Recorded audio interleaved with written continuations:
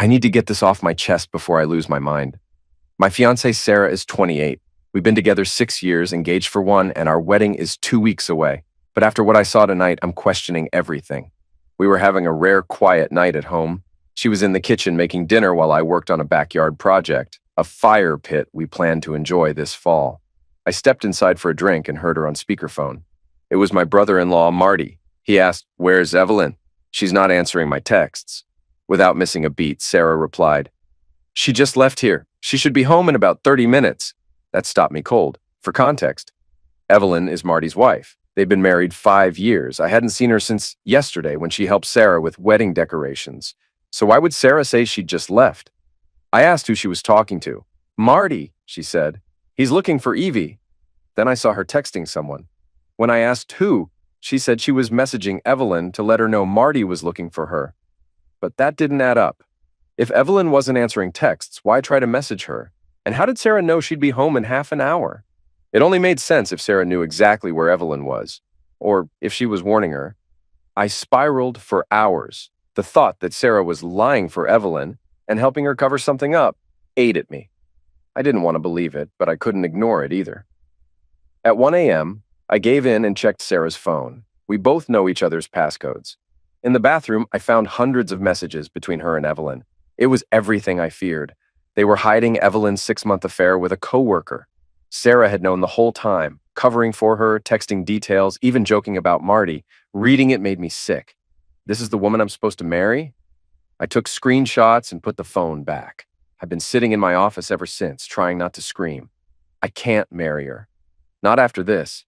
There's no excuse for what she did, not just to Marty, but to their little girl, too. And yet, the wedding's in 2 weeks. Our families have spent thousands. That money's gone.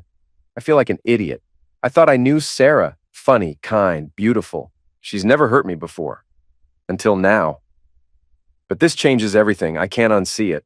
The worst part, a piece of me still wants to go through with it. That scares me. But I know I can't. I won't. It's 5 a.m. I've barely slept. I'm going to shower and head to work early. Anything to avoid facing her right now. At 7, I called my brother in Australia. Telling him was rough. He spent a lot flying his family out for the wedding. But he didn't even bring it up. He just listened and backed me up. He said, "You deal with liars every day at work. Of course, you want your home to be the one place where that's not an issue." He got it. He even had a great idea. He's taking his family to Florida to visit the parks. That's where we were supposed to honeymoon. I'll rebook everything and join them. Maybe I'll offer Sarah's ticket to my sister. Just finished our morning meeting at work. My nerves are shot from too much coffee, and I can't focus. I feel stuck, like I can't move on until I tell Marty the truth. I called in sick today and decided to drive to Marty's place. He's a teacher on break, so I figured I'd catch him at home. Evelyn works a typical 9 to 5 like me, so the timing worked. I got there around 10 a.m. Marty had just put his daughter down for a nap. We sat in the kitchen and had a long, honest conversation. Turns out he'd been suspicious for months. Evelyn had been hiding her tracks well, with help from Sarah and some mutual friends. I didn't have all the messages, just a couple dozen screenshots I'd saved from Sarah's phone. I showed him what I had and offered my help. I work in special investigations at an insurance company, mostly handling workers' comp fraud, so I've got resources and connections. Now I'm working remotely from Marty's kitchen, trying to get a handle on things. I'll be talking to Sarah tonight and letting friends and family know what's happening. Now that I know I'm not betraying Marty by speaking up, I can finally act. I've rebooked most of the honeymoon. There was an issue with Sarah's ticket being under her maiden name, but I got a partial refund and transferred the trip to my sister, who will join our family in Florida. I haven't canceled the venues yet. I want Marty to confront Evelyn first. After that, I'll tell our guests and ask them to stay quiet for now. Next on my list, cancel everything I can, head to the bank, and set up a new account. Thankfully, the house is in my name. Sarah contributed $20,000 to the down payment. I put in $60,000. I'll likely owe her her share plus some of the mortgage, but it could be worse. And just to be clear, I don't hate Sarah. I don't condone what she did, and I'm still reeling from how deceptive she's been. But I'm mostly just heartbroken. The timing is brutal, 2 weeks out from the wedding. If I had more time, maybe I'd process it differently, but I don't. I can't marry her. That's final. It's 8:30 p.m., and I'm crashing at my buddy Mark's place. We used to work together. We're both in SIU, basically private investigators for insurance fraud. Earlier, Marty asked me to help identify Evelyn's affair partner. All we had was a first name, Jake. I started with a basic LinkedIn search through Evelyn's contacts. Nothing. Weird. Marty told me Evelyn claimed she'd be out with coworkers until late. I could see where this was going. I told him I'd help, but he needed to come with me. I called Mark and brought him up to speed. We dropped Marty's daughter off with his parents, then drove to Evelyn's office, a bland strip mall setup. We spotted her car and Marty had a spare key. I gave him a GPS tracker and voice recorder to plant inside. Once that was done, we waited for Mark. About 20 minutes later, he joined us in the car. An hour after that, Evelyn came out of the building with 2 girlfriends and a younger guy with sandy blonde hair. She was holding his hand. I muttered, "Really, Evelyn? This easy?" I took photos as they all headed to their cars. Evelyn drove off first, so we followed. I expected a hotel, but she pulled up to a trendy bar and grill. I passed her as she got out, then parked and filled Mark in. He went inside first. Nobody there knew him, and his job was to grab photos and act as my witness if needed. Marty and I waited until I got a stream of texts. Mark had nailed it. Photos of Evelyn and Jake making out at the table, right in front of her friends. Marty was crushed. One of the women is married, and their families are close. Just more betrayal. I asked if that was enough. He said no, he needed to know who Jake was. I tried to talk him down, said we'd figure it out later, but he was desperate. So I messaged Mark, told him I was coming in, and walked into the bar. The second I walked in, I spotted them at a tall round table by the window, drinks in hand, laughing. I paused, pretended to be surprised, then called out, "Evelyn? Hey, what are you doing here?" Everything stopped. Evelyn stiffened, and the whole table went quiet. She quickly introduced me as her sister's fiancé and mentioned our wedding was in 2 weeks. The group responded with polite congratulations. "Thanks," I said, offering my hand to the blonde guy. "Nice to meet you." He shook my hand and introduced himself. But the name wasn't Jake. I kept my expression neutral, greeted the rest of the group, and casually told Evelyn, "I'm actually meeting a coworker here." I waved toward Mark, who was across the bar, then excused myself. As soon as I reached him, I leaned in and whispered, "That guy's not Jake." We both pulled out our phones and started digging. It didn't take long. We found his social media and even a few court records. And then it all made sense. Jake was his middle name. At least Evelyn wasn't cheating on Marty with 2 co-workers. Silver linings, I guess. We also discovered Jake is 26, married, and has a 1-year-old daughter. Just when you think it can't get any worse. I texted Marty the guy's real name and told him to hold tight. I stayed visible at the bar, right in Evelyn's line of sight. The mood at their table had shifted. No one looked relaxed anymore. That was the goal. 10 minutes later, I told Marty to text Evelyn that he was staying at his parents' house with their daughter tonight. Not long after, Evelyn looked at her phone, showed something to Jake, and within moments, the entire group was grabbing their things. Evelyn walked over to me and said, "Good night. Hey, do you and Sarah want to come over for dinner this weekend?" I smiled and replied, "That sounds great. Have a good night." Once they were out of sight, Mark and I paid the bill and rushed back to Marty. We didn't know what Evelyn's next move would be. Maybe a hotel. But we followed her car discreetly. She ended up going home. A few minutes later, another car pulled into the driveway.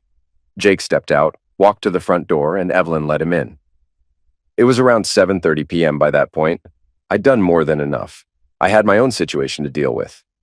Marty said, "It's fine, I'll take it from here." He grabbed my gear from Evelyn's car. We said our goodbyes, and I headed back to Mark's place. About 2 hours later, I got one message from Marty. "It's done. I'm going to my parents for real this time. No word since. I don't know how things ended with Evelyn. I'm staying out of it now."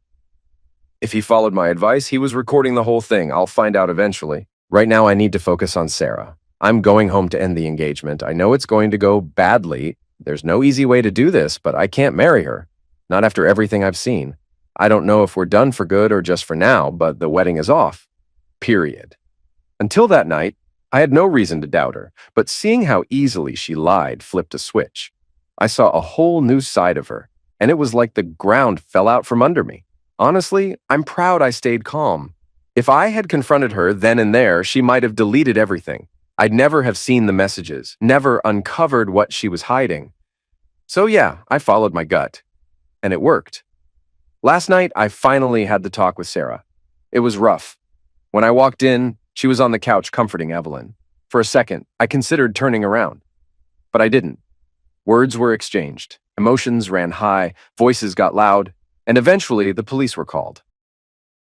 Afterward, I crashed and slept nearly 10 hours, took another sick day, finally got some rest around 11 a.m. The exhaustion hit hard. To summarize, I came home ready to cancel the wedding and found Sarah consoling the woman she helped cover for. That about says it all. My phone's been blowing up ever since. Texts, calls, voicemails. At this point, if it vibrates again, I might leave it at Evelyn's office and charge $10 a minute for people to watch it. Things are still chaotic. My family already knew by yesterday afternoon. Now I've got to notify friends, handle logistics, and try to move forward. Update. At first, I was uneasy about how public this all became. Like, what have I done? But after this past weekend, I've decided to stop caring. The truth's out, and frankly, I don't think I've done anything wrong, no matter what a few critics might say. There's a lot to unpack, and most of it has been a mess. Honestly, a total train wreck. I didn't leave Mark's place until late that night. Sarah knew I was out handling business with him, but she had no clue that the business was her sister's affair. I stayed longer than necessary, mostly trying to work up the nerve to face her. After a few pep talks from Mark, I finally texted Sarah to let her know I was heading home. I wasn't ready for what I walked into.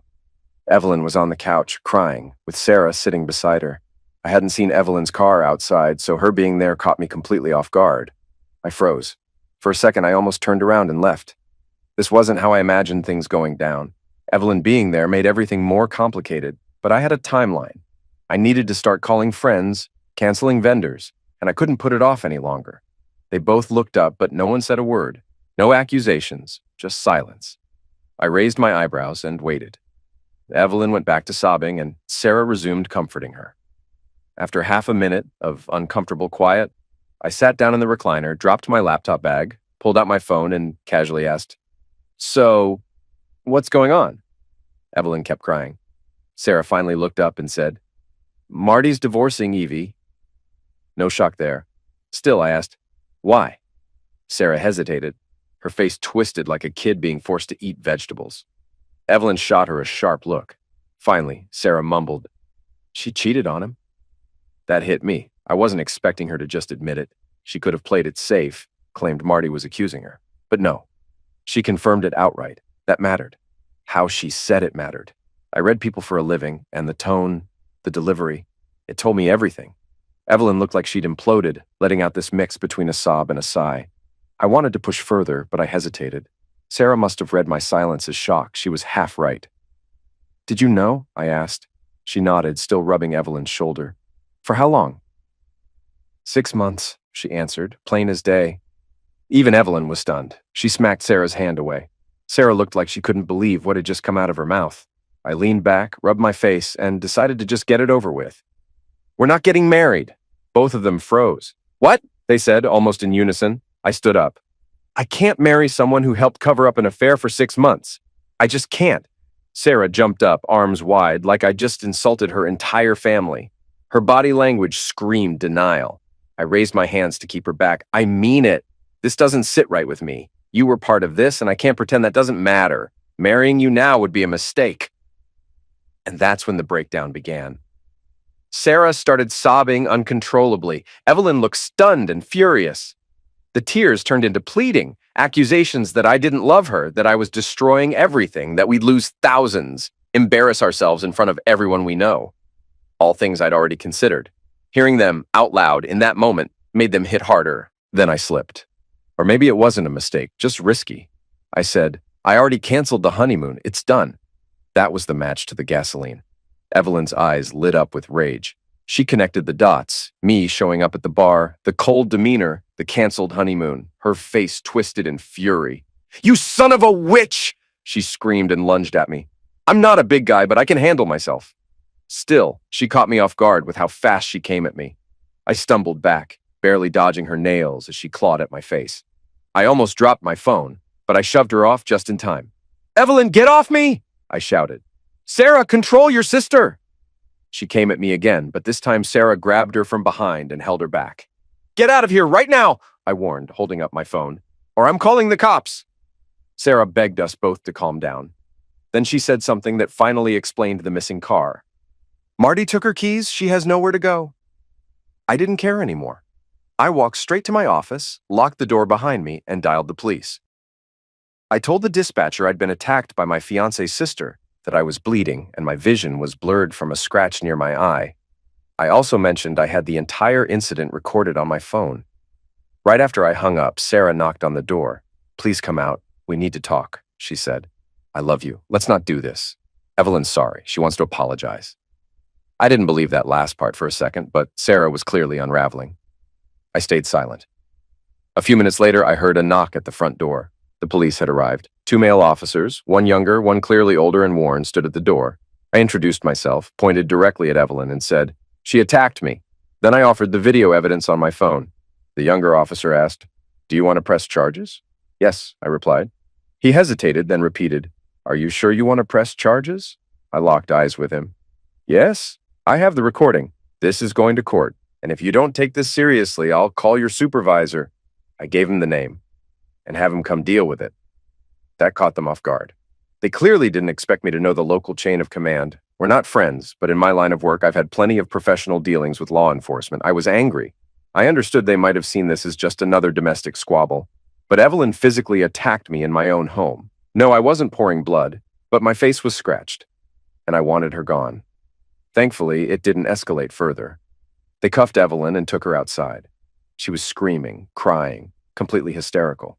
Sarah wasn't much better, quietly repeating, "No, please no." The younger cop came back in and asked me, "Is everything okay here?" I said, "I'm going to bed." He turned to Sarah. "Ma'am, are you okay?"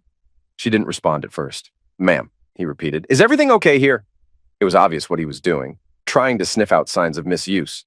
I bit my tongue, but his tone rubbed me the wrong way. Sarah finally nodded. Still not convinced, he started to press again. I cut in before he could. "If you're going to fish, maybe try the front lawn where my doorbell cam can record you clearly."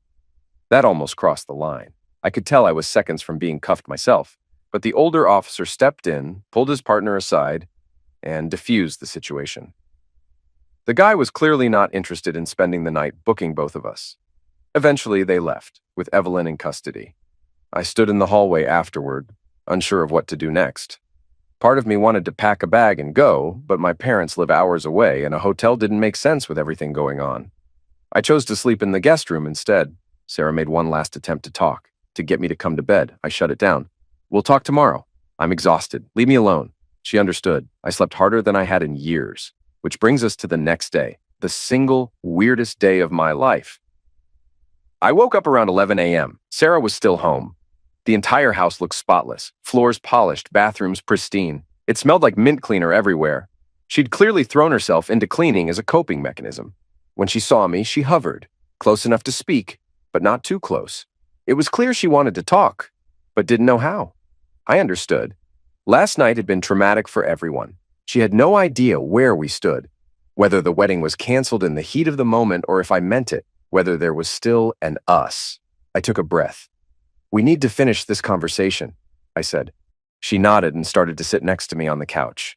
I considered telling her not to, but I didn't. We weren't getting married, but I didn't need to be cruel. I wasn't angry anymore, just disappointed. The things I read in those messages between her and Evelyn still made my stomach turn. But we were both hurting. I didn't want to add to it. It took time, but I convinced her the wedding was truly off. She didn't take it well. That's putting it lightly. She was breaking down, nearly hyperventilating. Meanwhile, I was calm, only because I'd had time to process everything. This decision wasn't new to me.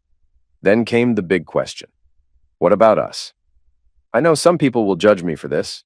Canceling a wedding 2 weeks out is the nuclear option in a long relationship, but I didn't have an answer for her. "I don't know," I said. "I've read everything. Those messages showed me a version of you I never knew existed. I don't know what's real anymore. I don't understand how you could stand by Evelyn like that, mocking Marty, helping her cheat, knowing what it would do to him and their daughter." She broke down again, repeating, I know it was wrong." I asked her to explain. She didn't have one. "I got caught up," she said softly. "She's my sister. I felt like I had to protect her." "No," I told her. "A good sister holds you accountable. A good sister calls you out when you're being awful, not helps you hide it." She nodded slowly. "You're right, I know. Evelyn's always been the dominant one. I've always just followed." I kind of understood. At least in theory, I've got an older sibling too, but he lives halfway across the world and thankfully happens to be a decent human being. Maybe I just got lucky. Then came the second bombshell, just 48 hours after the first. Sarah looked at me and said, "It's not fair." "What's not fair?" "You sexted that Mandy girl on Instagram last year," she snapped. "I saw the messages. I was hurt, but I forgave you. Why can't you forgive me?" I blinked. "Wait, what? Mandy? Who even is that?" She was crying now, voice cracking between sobs. "I didn't say anything because you stopped, but I saw everything." I was stunned. I had zero idea what she was talking about. I'd never sexted anyone in my life, let alone someone named Mandy. My confusion turned into frustration. "What are you talking about? Are you high, having a breakdown?" "Yeah, harsh." But I was blindsided. Sarah kept yelling through her tears, swearing up and down that she'd seen inappropriate messages from my Instagram. Said she found them while snooping on our home computer while I was at work. Apparently, she never brought it up because I'd stopped. I explained again and again that my social media is pretty tame, mostly family and coworkers. I even offered to log into every account on the spot. But she wasn't listening. She was furious, calling me a liar, a creep, and a dozen other things. Then she started throwing things. That's when I drew the line. "Throw one more thing," I said, "and I'll have you removed from this house just like your sister." She cursed, stormed into the bedroom, and slammed the door. Now completely confused, I sat down at my office computer and typed "Bimbo Wife Mandy" into Google. Instantly, pages came up: Instagram, Twitter, Reddit, and of course, OnlyFans. I clicked the Insta link, and up popped a picture of a woman so unrealistically busty, it looked like a physics experiment. And guess where she's from? Australia. Then it clicked. Remember how I praised my brother? Well, he stayed with us over the holidays, flew in from Australia. I'd told him he could use my office setup if he couldn't sleep. Apparently, after his wife and kids went to bed, he logged in and got cozy with Mandy. Possibly even paid her for messages. What a guy. I wanted to call and confront him right then, but it was 2 or 3 a.m. his time. I had to sit with it, trying to process the train wreck of the past few days. Sarah, Evelyn, and now even my brother had let me down. I tried to make sense of it. Maybe Sarah thought she was forgiving me for something I'd done, and that somehow justified helping Evelyn cover her affair. But it doesn't track. If she had confronted me back then about what she thought she saw, maybe we could have cleared the air. Maybe that would have changed what came next. Or maybe not. All I know is most of my family relationships are strained now. My parents have been supportive, but their patience is thinning as the financial cost of canceling the wedding becomes more real. And yes, the wedding is still off. That's not changing. Sarah's parents are livid. I'm sure they got voodoo dolls of me by now. Evelyn's out of jail. Sarah bailed her out. I lashed out, called her a doormat for her sister. I think it hit a nerve because later that night, Sarah handed me a 20-page letter detailing how Evelyn had controlled her since they were kids. Update.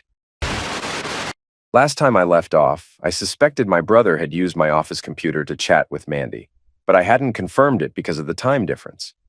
I'm the type who has to solve problems the second they land in my lap. It's great for work, but a nightmare when my personal life is imploding. So I forced myself to pause the spiral, breathe, and focus on what I could control. Step 1.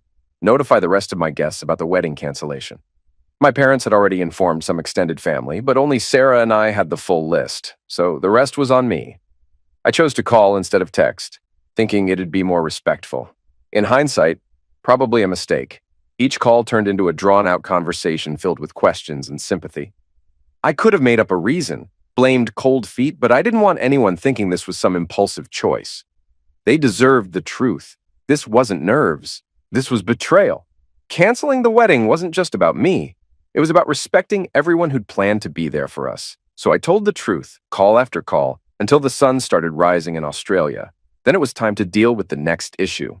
My brother. Let's call him Carl. Carl and I have always been close, despite our 13-year age gap. He was like a second dad to me growing up. Mature, steady, the guy who never treated me like an annoying kid. I looked up to him, which made this so much harder. The idea that he'd been sexting some model while staying at my place using my computer felt like a gut punch. I was still dealing with Sarah and Evelyn, and now this? I wasn't even sure I cared about clearing my name anymore, but I knew I had to confront him. At the very least, I needed to call him out.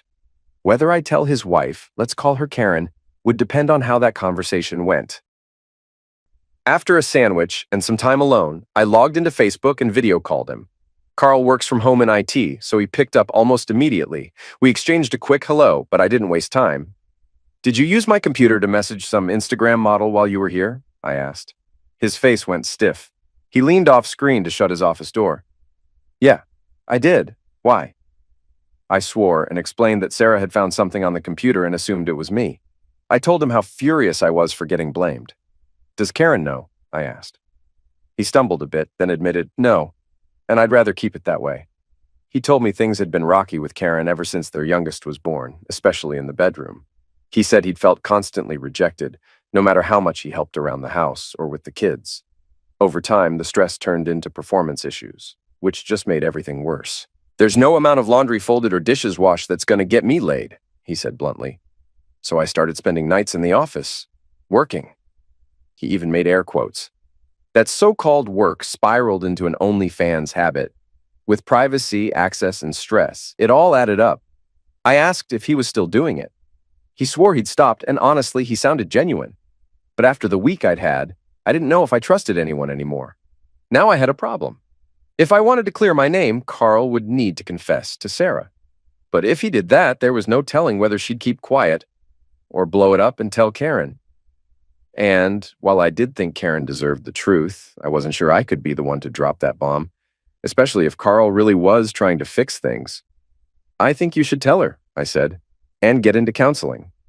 He told me they'd actually been in therapy for 6 months, and it had helped. But what really made the difference? Generic Viagra. I nearly spit out my drink. "Seriously," Carl said, laughing.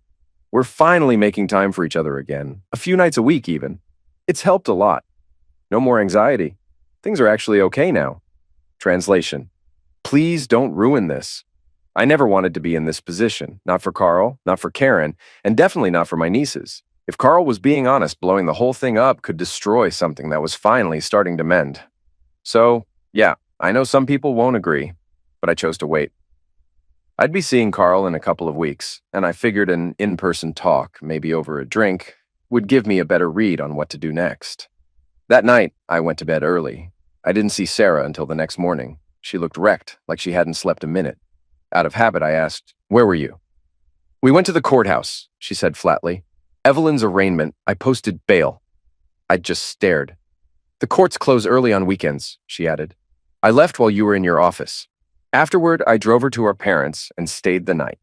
Then she added bitterly, "It was great explaining to my parents that you called off the wedding." "Did you tell them why?" I asked. She snapped, "Of course I did." I tried to stay calm, but my patience was razor thin. "So are you moving back in with them now? That way both daughters can be under one roof?"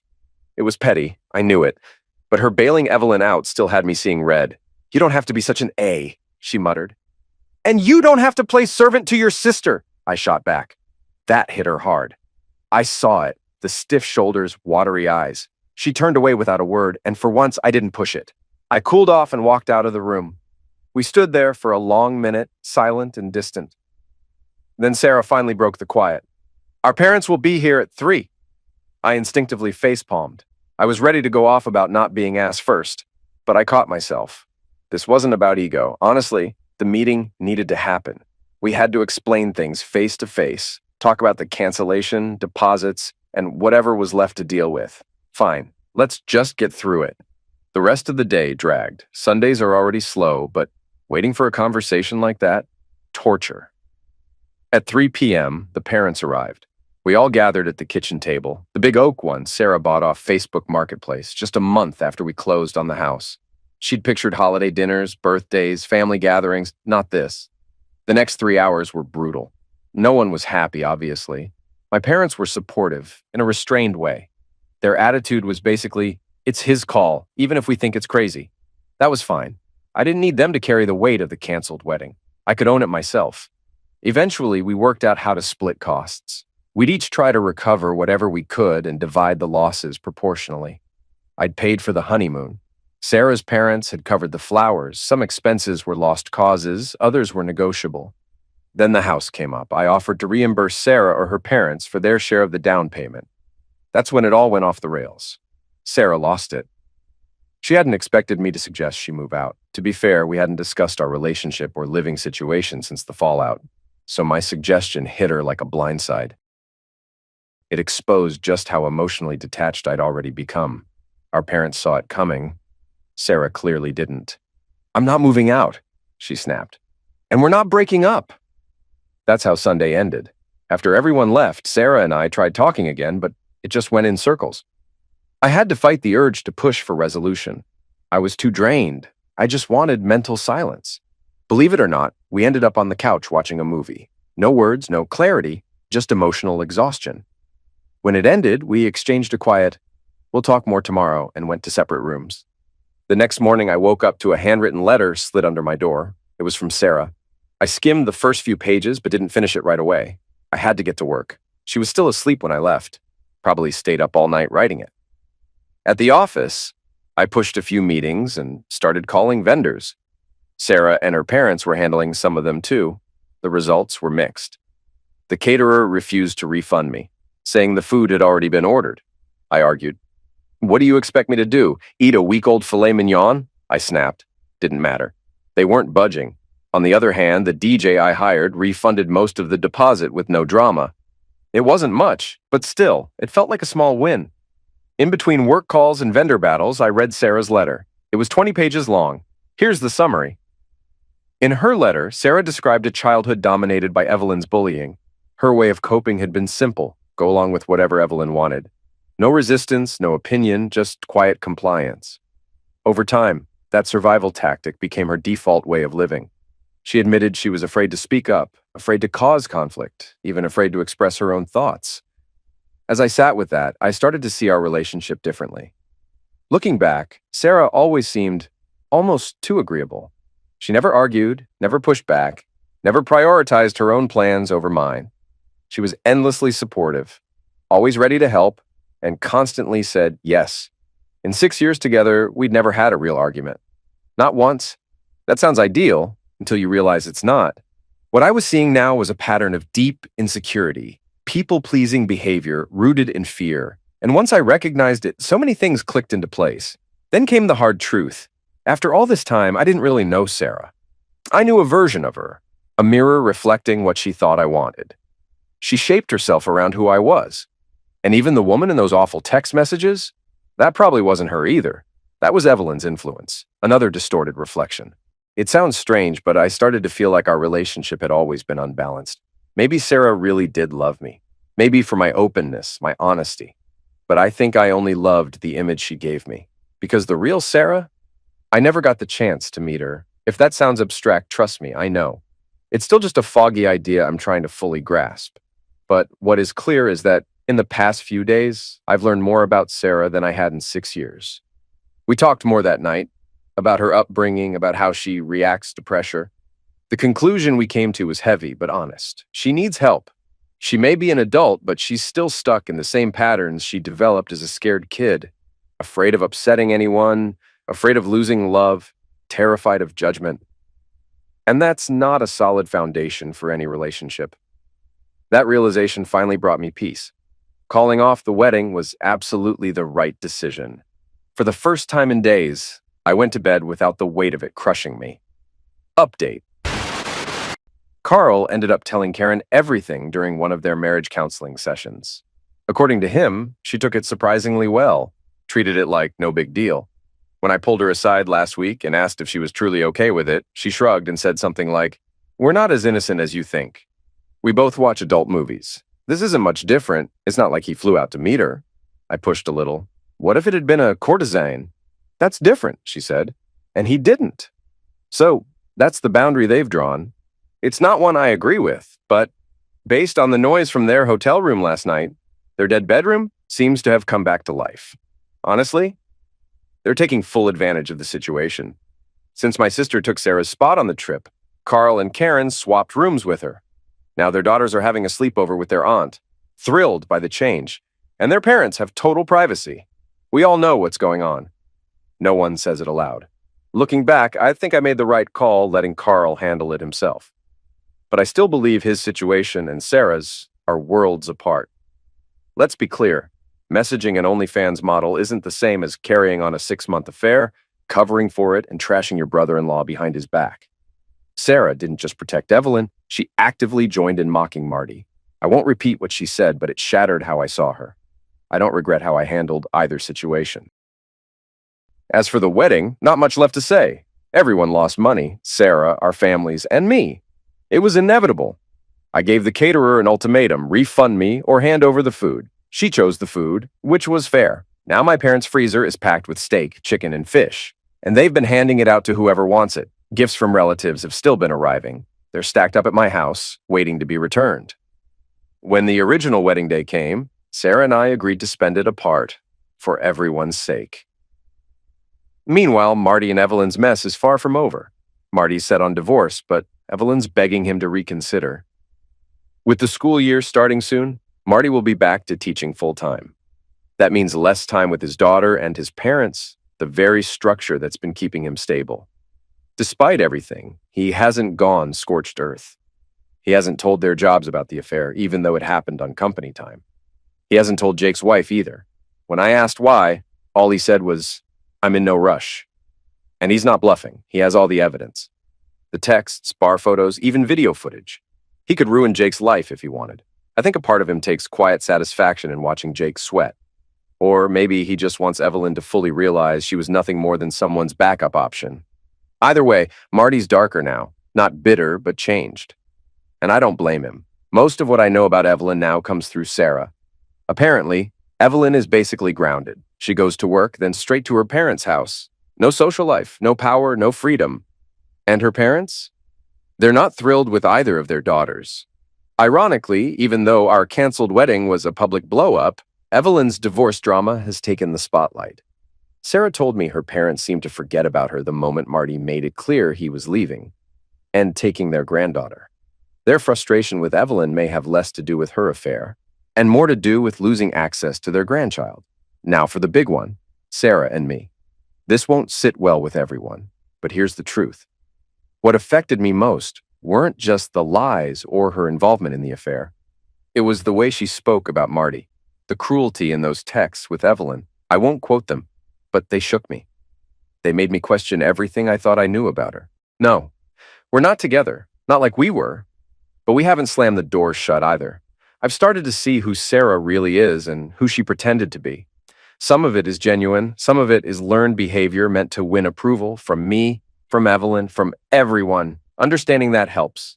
Putting a name to it, people-pleasing, driven by childhood trauma helps even more. And the fact that she's getting help for it, that matters. Despite how hurt I was, I'll give her credit. When I came home that night and found her and Evelyn on the couch, she didn't lie. She didn't downplay her role or spin the truth. At that point, she didn't know I had seen the texts. She could have covered for herself, but she didn't. She told me the truth, even though it made her look bad. That meant something, so no, we're not starting over, but we're not closing the book just yet either. Maybe this isn't the end. Maybe it's the start of something entirely different. Let me be clear, this isn't some win for the forgive her, blame the sister crowd. I haven't forgiven Sarah, and our relationship isn't what it was. She's back living in her old room at her parents' house, just like Evelyn. She says it's only temporary, that the environment's toxic and not helpful for her recovery. I'm repaying her share of the house in bi-weekly payments so she can eventually get a place of her own. We're not together. Sarah struggled to accept that at first, and I get it. I even sympathize. But if she's truly dealing with deep emotional issues, maybe being on her own will finally push her to take real steps toward healing. Forgiving her right away and pretending none of this happened would just be denial. That would have set us up for failure. I wish she'd opened up sooner, let me be part of her healing, but she didn't. This is where we are now, and it's the best path forward. Right now, we're in a limbo phase. Wait and see. One of us might eventually let go for good. It could be me. But at the moment, I'm not interested in jumping into anything new or adding more emotional chaos to my life. I think it'll take months to figure out where we really stand, and that's fine. There's no need to rush. Financially, I'm stable. We're living separately. I am cautiously cynical, but realistic. If I reach a point where it's clear her issues are too big or trust can't be rebuilt, I'll walk away. No hesitation. I'm not going to drag something out just to avoid hard truths. That alone tells me I don't see it as hopeless. I just see it as difficult, and I'm open to seeing what happens. I've even started looking for a therapist, someone to help me process all of this and to better understand how I contributed to the dynamic. Because if I'm honest, I was part of the illusion, too. It's easy to fall for a partner who never disagrees, who always goes along, who puts your happiness first.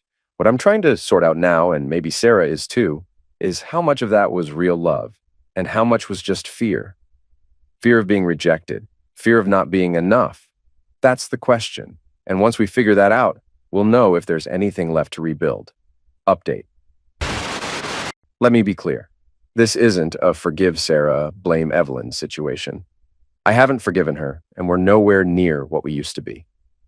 She's staying at her parents' place for now, but plans to leave soon. I'm paying back her share of the house in bi-weekly installments so she can get her own place. We're not together. Sarah struggled to accept that at first. I get it, but if she's serious about healing, maybe distance is what she needs. Forgiving her without real change would have been a mistake.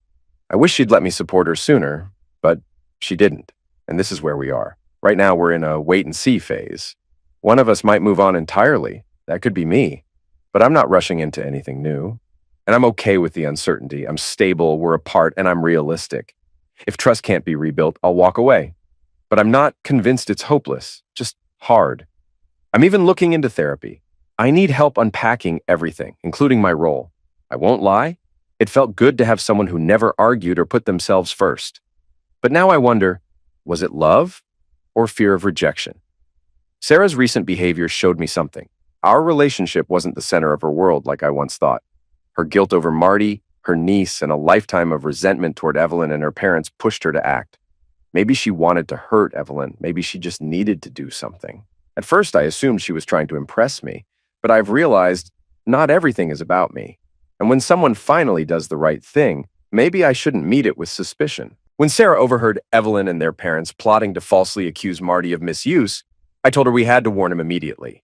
She wanted to be subtle. I wasn't having it. Still, I pushed her to do it herself to show Marty she was truly sorry. She was afraid. Her parents backed Evelyn, and she was under their roof again. But I promised if it blew up, I'd help her find a place. She asked me to go with her. No, I said. You need to do this yourself. She did. They met at Marty's parents' house. She told him everything and gave a formal statement. His parents were harsh, but fair. Marty's lawyer filed the affidavit and a recorded interview. Sarah got to spend a moment with her niece after. That meant a lot to her, and it made me wonder if she was carrying guilt that wasn't entirely hers. She didn't end up needing housing help. She got her own place, and I advanced her some cash to help. Then Evelyn followed through with her false accusation, and it was bad.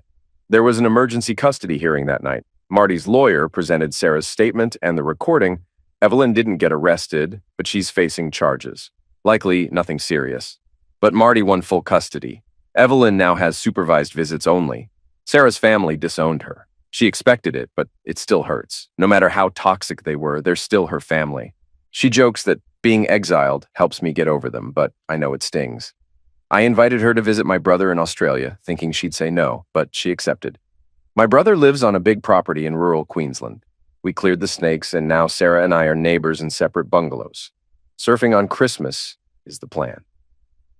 Our relationship? Still complicated. Separate rooms, separate lives, for now. But I feel better about where we are. The reason I ended the engagement wasn't just what she did, but how she enabled Evelyn. Now that she's completely burned that bridge, it's hard to believe she's still under Evelyn's thumb. At this point, doubting that would say more about me than her. That said, we're taking things slow. Right now, it's this odd, exclusive but platonic relationship. Obviously, that can't last forever. Sarah's been clear about where she hopes it's headed, but I'm staying cautious. It's not that I don't love her. That was never the problem. And it's not even a matter of trust anymore. Most of that has been worked through. I'm just unsure about the future. I'm not eager to jump back into wedding plans, and honestly, I think my friends would revolt if I did. Sarah knows that, and for the most part, understands. Still, even if she says marriage doesn't matter, I get the feeling it does to her, at least a little. The truth is, the relationship that once led us toward marriage is over. Maybe we'll build something new, maybe it leads to the same place. But I'm no longer sure that's what I want. And it's not just about her. After everything I've seen these past 6 months, The idea of marriage itself doesn't carry the same appeal. It feels tainted. Whatever comes next between us has to factor that in. I don't want to lead her on or waste her time. I guess we'll see where things go. Update. Marty and Evelyn are officially divorced. It took just over 6 months. Pretty standard here, even with Evelyn stalling and drama. The biggest outcome? Marty got primary custody of their daughter. That's rare, but Evelyn made it easy. False accusations, damning psych reports, and the fact that Marty already had custody. The judge ruled to maintain the status quo. It's true what they say, possession is 9/10 of the law. If you're going through a divorce, remember that. Financially, it was straightforward. They sold the house, and Marty got a slightly larger share in place of alimony. Done and dusted. I grabbed dinner with Marty recently near my office. He thanked me again and even had kind words for Sarah. I appreciated that. She's been a great aunt, spending lots of time with his daughter. Of course, it's only on Marty's time. Evelyn's still not speaking to her. One surprising thing from that night. Marty said Evelyn wrote him a letter during the divorce, asking for another chance and confessing more affairs, including one from before they were even married. We both sat there like, why marry someone you're already cheating on? Marty isn't rich or flashy. He's just a good guy and a high school teacher. If that life wasn't what she wanted, she could have walked away. Instead, she stuck around and did damage. Evelyn says she's in therapy, trying to change. But as Marty put it, she doesn't have a self-esteem issue. She has a character problem. Her court behavior said it all. Therapy can't fix someone who refuses to take responsibility. I told him what Sarah had shared about their upbringing, and we agreed. Evelyn's a manipulator. That letter didn't change anything. It only confirmed Marty's decision. He also told me he finally contacted Jake's wife. He'd been sitting on it, worried it would affect the divorce. I didn't love that reason, but I understood it. Turns out Jake's wife was blindsided. She had no idea. She's trying to hold things together for their young kid, but it's rough. Marty said, if it were me, I'd want to know. Hard to argue with that. As for revenge, Marty said he's done. Hurting Jake only makes life harder for his family. I just want to move on. Honestly, he's a better man than I am. Sarah and I had a great trip to Queensland. The weather was warm, the beaches were perfect, and she spent a lot of time with my nieces. She's a natural with kids. Being a teacher hasn't worn her down one bit. It was peaceful and drama-free, exactly what we needed. Being in a different environment helped us focus on the present instead of the chaos behind us. By the time we flew back, we were both more grounded. A lot of the tension had faded. Some problems still linger, though. My aversion to marriage has been the hardest part for her. The better things got between us, the more that issue came up. Eventually, I sat her down and explained, it's not about us. It's everything I've seen these past few months. The cheating, the lies, the fallout. Marriage feels like a weight I'm not ready to carry again. She took some time to sit with that. Then one evening, while we were doing dishes, she asked softly, do you still want kids someday? It was a fair question, and one I hadn't asked myself in a while. I used to look forward to having a family with her. She'd make an incredible mom. Watching her with my nieces reminded me of that. That's when I realized I haven't given up on the idea of a family. Just marriage. It might sound contradictory, but it makes sense to me. Her question made me think long-term again, something I'd been avoiding. I told her the truth, that I still want a family. She said, so do I, but if you didn't, I'd still want to be with you. That meant a lot, but I told her honestly, if being with me means you never get to be a mom, I couldn't live with that. We went back and forth. I said she was giving up too much. She insisted she wasn't. We agreed to take more time and revisit the conversation, and I did. After thinking it through, I realized I still want what I always wanted, a family like the one I grew up in. Marriage or not, a legal document doesn't make it more real. If it ends, there's still child support, custody, and heartbreak. The commitment is the same. Once I came to terms with what I really wanted, I asked myself, if I were going to start a family, would I want to do it with anyone other than Sarah? The answer was easy. No. I've always loved her. That never changed. Sure, my trust had been shaken, but I started to believe that, without the pressure of a looming wedding, we might have made it work. No, we didn't rush off and get married. But we finally sat down for a serious conversation, one we'd avoided too long. I told her, I want a family. And if we raise kids together, would you still want to be married? Or at least live together? She said she would prefer either marriage or cohabitation. I reminded her that in our state, long-term cohabitation is treated similarly to marriage. She nodded. She knew. Then she surprised me. She pulled an envelope from her purse and handed it to me. A letter? I asked. She shook her head. It's a prenup. I had it drawn up after we split. I meant to give it to you, but once I realized where your head was, I didn't want to pressure you. I was caught off guard. I assumed she'd been quietly bitter about the canceled wedding, but she told me I wasn't mad. I was hurt, and mostly angry at myself for not seeing the signs. She'd kept the prenup as proof that, if the time came, she was serious about rebuilding trust. I asked, "Would you have shown me this if I'd proposed again?" "Absolutely," she said. "You need to trust me. I don't want to fail you or myself again." I believed her. I read it. It was fair, thoughtfully written, with an infidelity clause that was more conservative than I expected. She said we could revise it together, but the main points mattered to her. I agreed. We kept talking about next steps, about us. Then I asked, "Would you move back in with me?" She didn't say anything at first, just teared up. She's an emotional crier. My shirt paid the price. Her lease still has a few months left, so we decided she'll finish it out, then move back in. She joked, "Maybe I should sign a lease with you, just to keep it official." I laughed.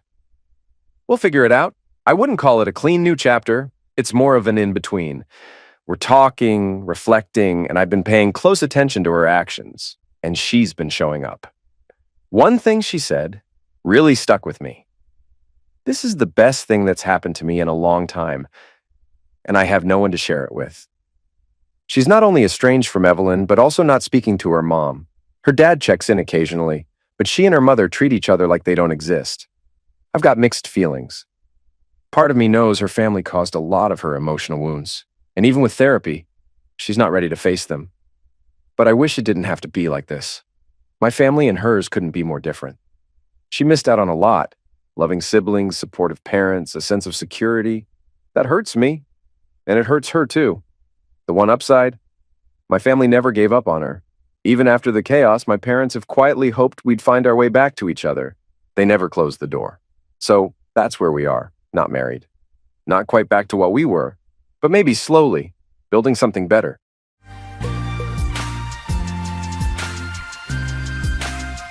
I've always had a talent for sabotaging myself. From middle school through the start of college, I became my own worst obstacle when it came to relationships, especially with girls I admired from a distance. Despite several attempts to get closer, something always blocked my efforts. Usually it was me. Whether I said the wrong thing at the wrong time or hesitated when boldness was needed, my doubts constantly held me back. In high school, I developed an intense attraction to one girl in particular. It wasn't just a fleeting crush. It felt like a gravitational force. No matter how hard I tried to move on, she was always on my mind. Over time, I found myself torn between trying too hard to get noticed and convincing myself it was better to stay invisible. Little did I know my awkwardness would follow me into college, and that same girl would still be on my mind. Her name was Rebecca Ann Courtney. I'd admired her from afar since 7th grade, but no matter how much I fantasized about being with her, I knew deep down it wasn't meant to be. The truth was, Rebecca couldn't stand me. She tolerated my presence only because we shared mutual friends, but I never understood why she disliked me. At first, I thought she just didn't know me well enough, so I tried to fix that. Whenever I saw her, I'd say hi, but though she'd acknowledge me, she'd turn away or just walk off. Throughout 8th, 9th, 10th, and 11th grades, I must have asked her out 50 times, but she never gave me the time of day. In 12th grade, she started dating Frank Devon, so I stopped asking her out. I wasn't expecting to see Becky after graduation, so it surprised me when I saw her on her first day of college. I'd heard she was going to a school out east. By then, I'd gotten over my feelings for Becky, so I didn't bother saying hi when I saw her. Fate, or the gods, must have enjoyed messing with me because Becky was always around. It turned out we both chose to major in business management, so we shared a lot of classes. Did I still have feelings for Rebecca Ann? I often asked myself. And the answer was, of course, yes. But I had learned from past mistakes, so I did my best to ignore her. It wasn't easy, and sometimes it was incredibly tough. It seemed like every 4th class had group projects, and the instructors usually assigned groups alphabetically. Since Courtney and Connors were close in the alphabet, we often ended up in the same group. Fortunately, when it came time to divide tasks for the project, I didn't have to work directly with Becky. I wasn't sure I could handle it. One thing I noticed, though, was that whenever our groups met to work, Becky always seemed to look at me when I looked at her. I didn't know what that meant, but I chose not to dwell on it. I made it through my first year without embarrassing myself and looked forward to summer break. Did I mention fate and the gods like to mock me? My family owns a business, and I've worked there part-time since I was 13. Summer is our busiest time, and Dad always hires extra help for the season. A week after school ended, I arrived at work, and Dad called me into his office. When I walked in, Rebecca Courtney was sitting there. As soon as I entered, Dad said, "Good news and bad news, Harry. The bad news, Charlie had a family emergency and had to fly home to Maine. He expects to be gone for a month or two. The good news, instead of working for Charlie this summer, you'll be the temporary shipping and receiving manager. Shouldn't be a problem. You've worked here full-time for 2 of the last 3 years and part-time since you were 14. He nodded toward Becky and added, "I need to introduce you to Rebecca. I hired her to take your place while you play the role of manager." "I already know Miss Courtney," I said, surprising Dad. He raised an eyebrow, not because I knew Becky, but because I called her Miss Courtney instead of Rebecca, or Becky. He didn't say anything about it then, but I knew he'd want to know what that was about before the day ended. "All right," Dad said. "Show Rebecca around, make sure she knows where everything is, and then get to work." I spent about 20 minutes giving Becky a tour of the production facilities. I showed her both women's restrooms, the lounge, and where the snack machines were located. I introduced her to Marla and Ashley from purchasing, Janice from accounting, and Alice from quality control.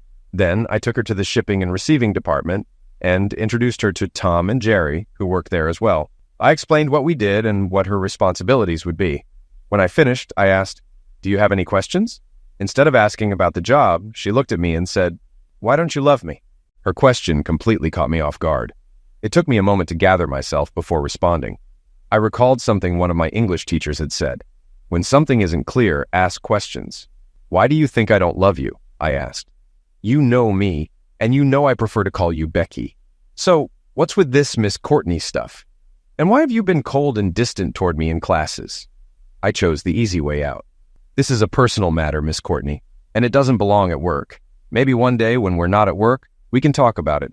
But for now, we need to focus on the Hamilton order and be ready when UPS arrives around 1 o'clock. Her expression told me she wasn't finished with the conversation, but work took priority for the moment. As Jerry showed her how everything worked, I couldn't stop wondering what had just happened. After 6 years of her ignoring me, she suddenly wanted to know why I didn't love her? It didn't add up. She had spent years pushing me away, and now she wanted to know why I wasn't chasing her? I brushed those thoughts aside and got back to work. After lunch, I went to the purchasing department to ask Ashley about the packaging materials we were waiting for. She said they'd arrive the next day, then asked with a smirk, "How did you manage to get your girlfriend a job here?" "She's not my girlfriend," I replied. "And I didn't even know she was working here until this morning." Ashley grinned. "She's not your girlfriend? Come on, Harry, she sure wants to be." I laughed it off and went back to shipping and receiving. The next 2 days passed with minimal interaction between Becky and me. On the third day, I was having lunch at the diner near work, when Becky walked in, spotted me, and sat down across from me. "We're not at work, Harold, and we're off the clock. So, tell me, what's with the Miss Courtney thing, and why don't you love me?" I sighed and turned the question back on her. "Why do you expect me to love you? Given how you've treated me since 7th grade, why would I? You've rejected my invitations more than once. You mentioned coldness the other day, remember? Miss Courtney, haven't you been cold and distant toward me for all those years? Why, after treating me like that, would you expect me to be warm and friendly? I don't hate you, but I've become indifferent because of how things were." Her expression changed. She wasn't used to being spoken to like that, and it clearly didn't sit well with her. But she had asked, and I had answered. She looked at me with an unreadable expression, then stood up and left without saying a word. The rest of the week went by quietly. Although we worked close to each other, we rarely spoke, limiting our conversations to work-related topics. On Saturday afternoon, I went to the country club where my family has a membership. Becky's family also had memberships there, and I'd seen her around over the years. As luck would have it, she was there with 2 friends from high school. I have to admit, seeing the 3 of them in swimsuits made quite an impression. At one point, I noticed them glancing in my direction while Becky said something to them. They smiled and nodded, and I couldn't help but wonder what they were talking about. I had no intention of asking. The club's cafeteria serves a fantastic half-pound burger, so I stopped to order one. While waiting, Sarah Wilcox and Carol Perry came in, saw me, and sat down without asking.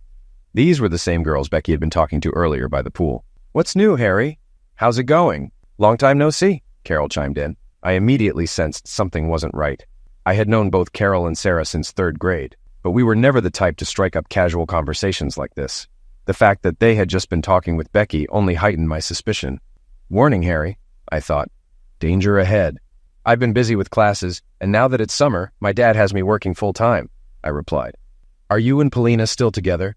I haven't heard from her since she went east for school, Sarah asked. Then, out of nowhere, she asked, Are you free tonight? Nothing planned, why? I answered cautiously. There's a party I want to go to, but I need a date. If I go alone, I'll get hassled all night. I could feel the alarms ringing in my head. Warning, Harry, this feels like trouble. But my curiosity got the better of me. I think I'd like that, I agreed. Sarah shot a grin at Carol. Looks like someone missed their chance. What's that supposed to mean? I asked. Carol was going to invite you, but I beat her to it. That's when it clicked. This was a setup. Carol, who I knew wasn't into guys, wouldn't have been inviting me to anything. We agreed on a time for me to pick up Sarah, and just as my burger arrived, the two of them left. As I sat there eating, I kept trying to figure out what was going on. No matter how much I thought about it, I couldn't make sense of it. I picked Sarah up at 7, and she told me the party was at Marlene Cantrell's place. Marlene was another girl I knew from school. We had dated a few times, but it didn't work out. We stayed friends, though we weren't particularly close. When we arrived, Marlene opened the door smiling, though I could tell she was surprised to see me with Sarah. She welcomed us and showed us to the terrace where there were drinks, alcoholic and non-alcoholic punch, and a keg of beer. Sarah and I mingled and danced for a while. About half an hour into the party, I saw Becky walking out of the house with Marlene. Becky noticed us, said something to Marlene, and then made a beeline for Sarah and me. She tapped Sarah on the shoulder. Mind if I cut in? Becky asked sweetly. Sure, Sarah said, stepping aside. Becky moved in, smiling. Hello, Harry, she said, her tone playful. Hello, Becky, I replied, though my mind was racing. What's going on? I asked, surprising her. Going on with what? She asked, frowning. Why did you get Sarah to bring me here? Becky's demeanor shifted immediately from casual to serious. I didn't think we were that obvious, she admitted, her voice calm but direct. I needed to talk to you somewhere private. I figured if I asked you directly, you wouldn't agree. But if I got you here casually, you'd be more open to it. Well, you've definitely gotten my attention, I said. Let's sit down and I'll explain, she suggested. We left the dance floor and she led me to a couple of chairs on the grass after pouring herself a drink from the alcoholic punch bowl. Once we sat down, she didn't waste any time. After our talk last week about why you don't love me, I started reflecting on our past. I never really considered how my behavior might have looked from your perspective. Honestly, Harry, you scared me, she confessed. Scared you? How did I scare you? I asked, genuinely confused. She sighed. It was the way you looked at me, always being around. Looking back, I thought it was more like stalking than just a crush. A stalker? I was completely caught off guard. Let me explain, she continued. You didn't know my sister, Abby. She's 6 years older than me and went to state to study IT. There was a guy who kept asking her out, but she wasn't interested. He acted just like you did, constantly watching her, always nearby. Eventually, he attacked her at a party. Luckily, some people heard her yelling and stopped him before it got worse. After that, every time I saw you, I thought of him and what happened to Abby. I sat there stunned. Becky, if you had let me, I would have shown you I'm nothing like that, I said softly. I know that now, she sighed. When you first asked me out, I was into Danny Freeman and trying to get his attention. I turned you down because I didn't want to risk losing him. By the time I realized Danny wasn't interested, Abby's experience was all I could think about. So yes, I acted cold and rude towards you because I thought you were a stalker. Becky paused and sipped her drink. Looking back, I realized I was wrong. But by the time I figured that out, you were already with Polina, and I thought it was too late to say anything. So I just let it go. I leaned back, trying to process everything she had said. Well, I finally replied, I'm glad you don't think I'm some kind of creep anymore. And since you've explained all this, maybe I'll stop calling you Miss Courtney and go back to calling you Becky, if you're okay with that. She smiled softly, but didn't respond immediately. She just stared at me, as if trying to read my mind. After a moment, I stood up. Anyway, I said, I need to find Sarah and make sure she's enjoying herself. I walked away, leaving Becky sitting there, clearly shocked by my reaction. I wasn't sure what she expected after telling me all that, but indifference probably wasn't it. I found Sarah chatting with Randy Combs and Rick Moore. She gave me a questioning look while Randy and Rick glared at me as if to say, go away. Ignoring them, I extended my hand to Sarah. Our dance got interrupted, I said. Let's finish it. Sarah hesitated, clearly not thrilled, but she couldn't refuse without causing a scene. Forcing a smile, she said, Okay, let's go. As we danced, I asked, So, who was supposed to take you home tonight? Randy, she admitted reluctantly. I nodded. Well, I don't want to ruin your night. After this dance, I'll leave. Why do you want to leave? She asked. The plan was for you to end up with Becky tonight. I smiled. Becky and I just had a 10-minute conversation about 6 years of coldness and neglect. Maybe things will be better at work, but that's all that's changed. The music stopped, and I thanked Sarah for the dance, walking her back to Randy and the group. She grabbed my hand, stopping me. Oh no, she said firmly. You're not leaving. The rule is you dance with the one who brought you, and you leave with the one who brought you. You're stuck with me tonight. I raised an eyebrow. Is that the rule from the girl who already arranged for Randy to take her home? She laughed. Rules have exceptions. She pulled me back onto the dance floor, and as we danced, she asked, Why have we never really hung out before, Harry? That's a question only you can answer, Sarah. I asked you many times, but you always said no. I probably had a good reason back then, but I can't remember it now. I'll have to think about it. My problem is, I think I'd like to make it up to you. But Becky's my friend, and she's trying hard to win you over. I don't want to mess that up. I just don't get why she's interested now. From 7th grade until we graduated, she made it clear she didn't care about me. I don't see what's changed. All I know is, she pushed me to bring you here tonight and told me that if things went her way, she'd leave with you. And that made you curious, and now you're interested. Guilty as charged, I chuckled. Don't worry, Sarah, Harry loves the attention. As we danced, I noticed Becky watching us.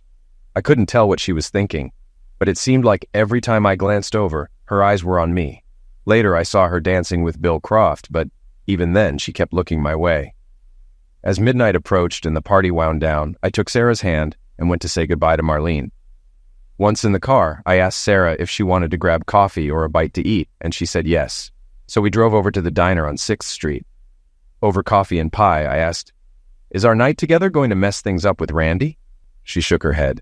No, we hang out sometimes, but there's nothing serious between us. We just look out for each other when we need a date for something. And what about Becky? How will this affect your friendship with her? It shouldn't. I don't see why it would. I was your date, and she can't be mad at me just because you didn't follow her plan. That's today.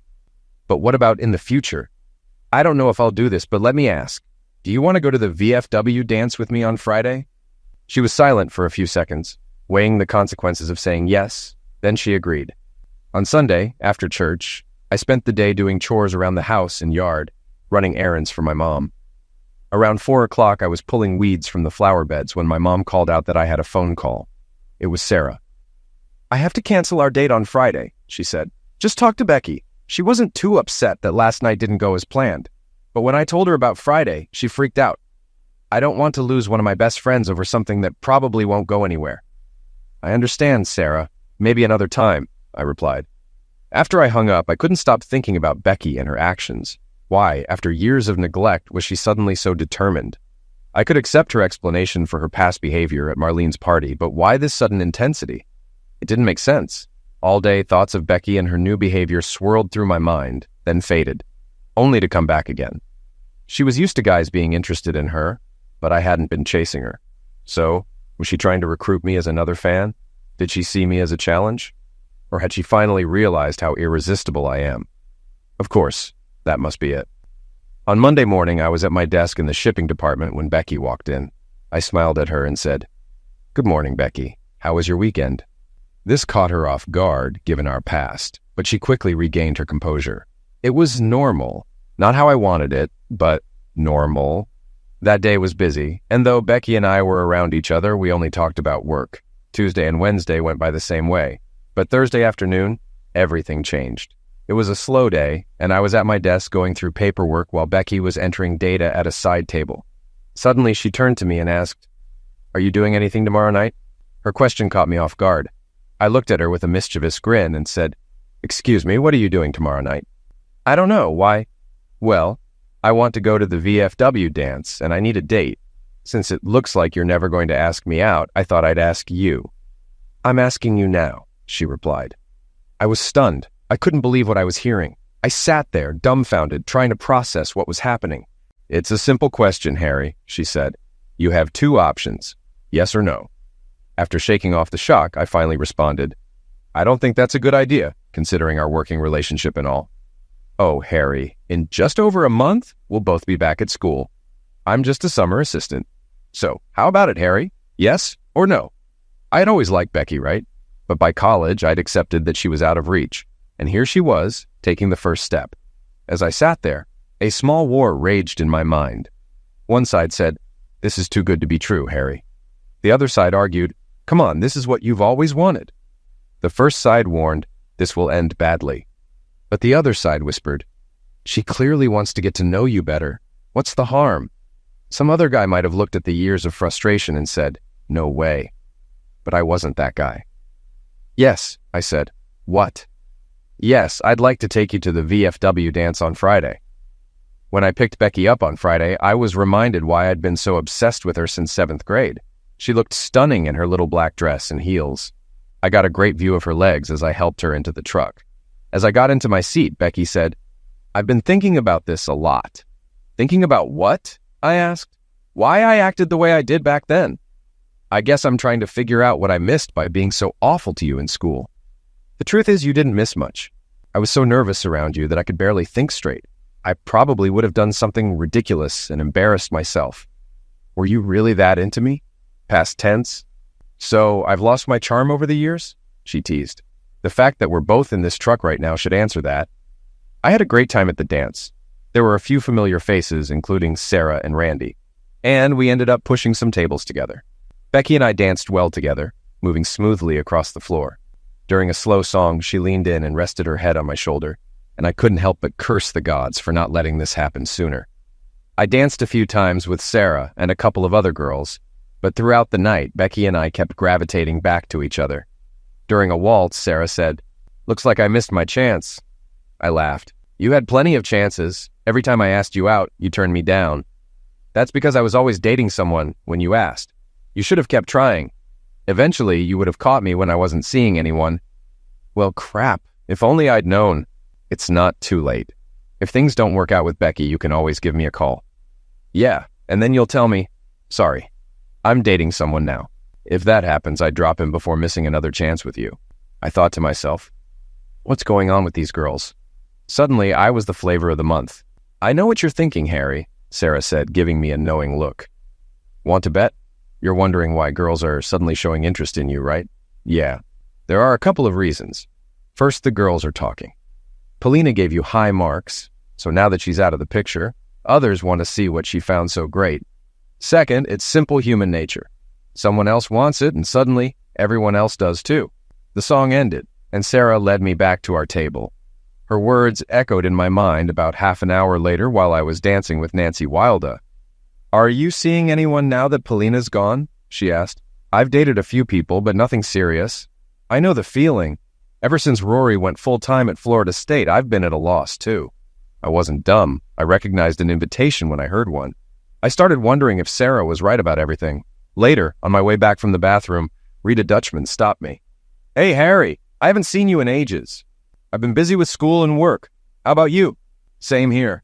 I heard you haven't dated anyone since Polina. You've got my number. Give me a call."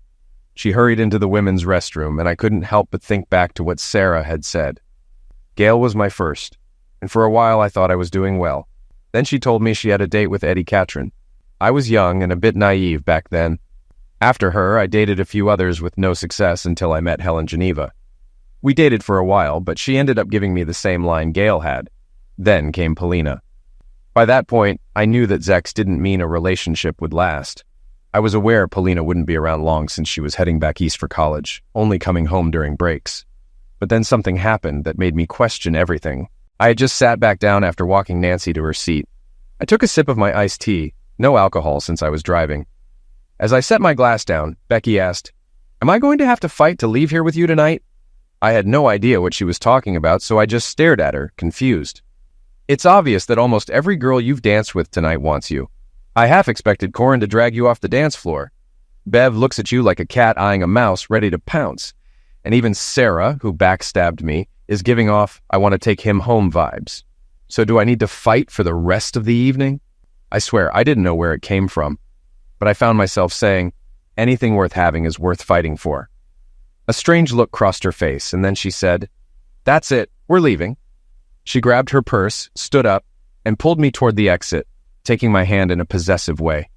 I was caught off guard and reacted slowly, but I followed her. As soon as we got into the car, she kissed me. I'm not easy to get, Harry, but I go after what I want, and right now, I want you. Find us a bed. I was a little dazed by how quickly the night had turned. But dazed or not, there was no way I was going to say no to the girl I'd been obsessed with since 7th grade. It only took me 9 minutes to get to the Bide, a small motel on Colfax, and 4 minutes to check into a room. Once we were inside, Becky looked me in the eyes while undressing and said, "Time for the truth, Harry. I know you're dying to understand why I've changed so suddenly, so here it is. You have what I want. At least I hope you do." I stood there, stunned, while she stood in front of me, gorgeous and without clothes, and I felt like a fool, still fully clothed and just staring. She shook her head, maybe in frustration. I must be losing my touch. Usually by the time I take off my bra, the guy is already undressed and waiting. I guess I'll have to undress you myself. She walked up to me, reaching for the buttons on my shirt. Something in my mind snapped me out of my shock. I grabbed her wrist just as she touched my shirt. "Why?" I asked. "Why what, Harry? Why all this? The hotel room? You didn't have to do that. After tonight's date, I would have asked you out again, and I know you know that. So, why take this big step?" I told you. It's time for the truth, Harry. The simple truth is that unless Polina was lying, you've got what I want. And, after what I saw on the dance floor tonight, it's clear the other girls want it too. I decided I'd better lock you down before someone else does. I still didn't understand the connection with Polina. What could she have said at one of your sleepovers to get you interested in me? Polina told us about your skills. So, I'm just a plaything for the night? And tomorrow you'll go back to ignoring me? She rolled her eyes. Be serious, Harry. If Polina wasn't lying, do you think I'd let you go that easily? And what if you're bad in bed? I have my standards, you know. Her expression turned angry. Bad in bed? I'll show you something, you jerk. And she did. We made love. Not bad. I think you'll do. I was about to say something sarcastic, but paused to consider her words. I think you'll do.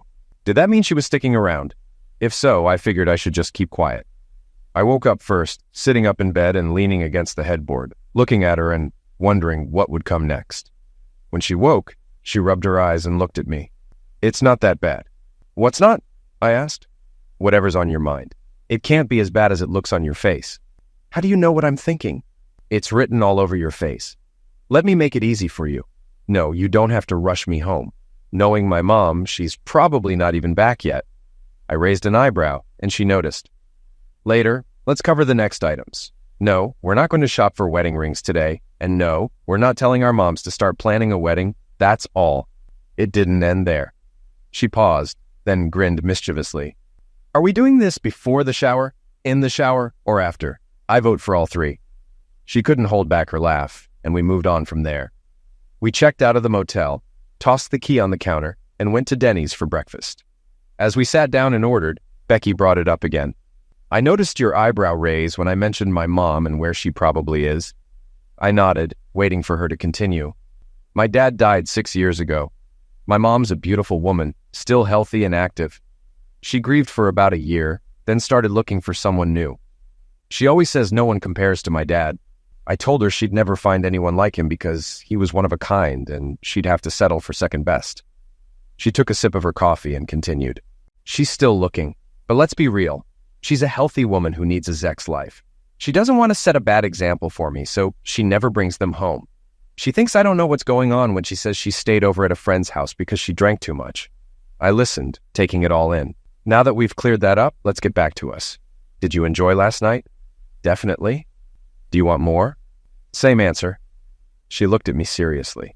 So much that you'd give up all the other girls? I frowned, but before I could respond, she continued. I'm not talking about getting married. I'm asking if you can be exclusive. I stared at her, unsure of what she meant. I don't get it. Oh, you get it. You're just not ready to admit it yet. Let me spell it out. She leaned in slightly. I went into last night thinking that if Polina wasn't lying, I'd keep you for myself. But if she was, it'd just be a one-night thing. Turns out Polina didn't lie. She couldn't even do you justice." Becky paused, letting me absorb what she was saying, then continued. "Last night happened because I saw how the other girls were looking at you. It was obvious to me that a few of them were planning to make a move. I don't share my toys, so can you be exclusive with me, or are you going to want to sample everything else?" This possibility hadn't crossed my mind when we entered the room the night before. I thought Becky just wanted to satisfy her curiosity and that it would only be a one-night thing. I wasn't going to lie. Sure, I'd love to be like a kid in a candy store. But the other girls Becky mentioned, and even a few she didn't, weren't the ones I had been thinking about since 7th grade. In other words, they were attractive, some even sexy, but they weren't Becky. If Becky gives me exclusivity, I thought, then there will be exclusivity. I smiled at her and said, I can be faithful, and I was. Over the next month, the girls Becky had mentioned, and a few she hadn't, did try to win me over, but I wasn't interested. Why would I be? Becky had set a new standard. She was my platinum standard. But things changed when we returned to school. One morning, as we were walking from our 10 o'clock classes to the student cafeteria, I casually asked her what she wanted to do on Saturday night. "I'm going to the Tim McGraw concert." "Damn, girl, couldn't you have given me more of a heads up? I'm not sure I can get tickets last minute." "Greg already bought them." I stopped in my tracks. "Greg?" "Yeah, I'm going with Greg." Greg was a guy who had transferred from another university and was in several of our business classes. I let her words sink in. "Let me get this straight. You're going on a date with Greg Mortison this Saturday?" "That's right." By then, we had reached the dining room, and Becky turned to go inside. I kept walking. I heard her call out, "Wait, Harry," but I ignored her and hurried off. That afternoon, we both had a business class, but thankfully we had assigned seats, so I didn't have to sit next to her. She sat near the front, 2 seats away from Greg, which I couldn't help but notice. I was seated in the back, far enough to leave before she could catch up to me. For the rest of the day, we didn't have any shared activities, but I knew I couldn't avoid her forever.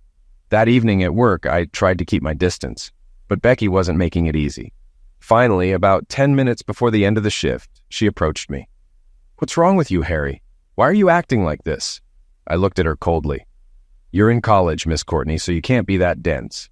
What did you think would happen when you told me you were going on a date with another guy? It's not like that, Harry. He just had concert tickets and asked if I wanted to go. You know how much I love Tim McGraw. Then, Miss Courtney, you should have asked me to get tickets when you found out about the concert. But you didn't, did you? Remember our first night together? When you talked about fidelity and demanded exclusivity? I didn't realize that only applied to me. Silly me. Shame on me for being so naive." Her face went pale. "That's not how it is, Harry." "Isn't it? Well, now I know our relationship is so fragile that it crumbles over a concert ticket. If you'll excuse me, I need to go find a date for Friday." I turned and walked away from her. That night, I told my mom everything and asked her not to take any calls from Becky. I went out to the patio, sat down at my desk, and started working on a paper I had due next week. After dinner, I decided to follow through with what I told Becky. I was going to find a date for Friday. Then an idea hit me, one that made me smile with a hint of mischief. Who better to take out than one of the girls Becky was so worried about the night we first got together? My first choice was Sarah, but even though she had told me to call if things didn't work out with Becky, she was still Becky's best friend.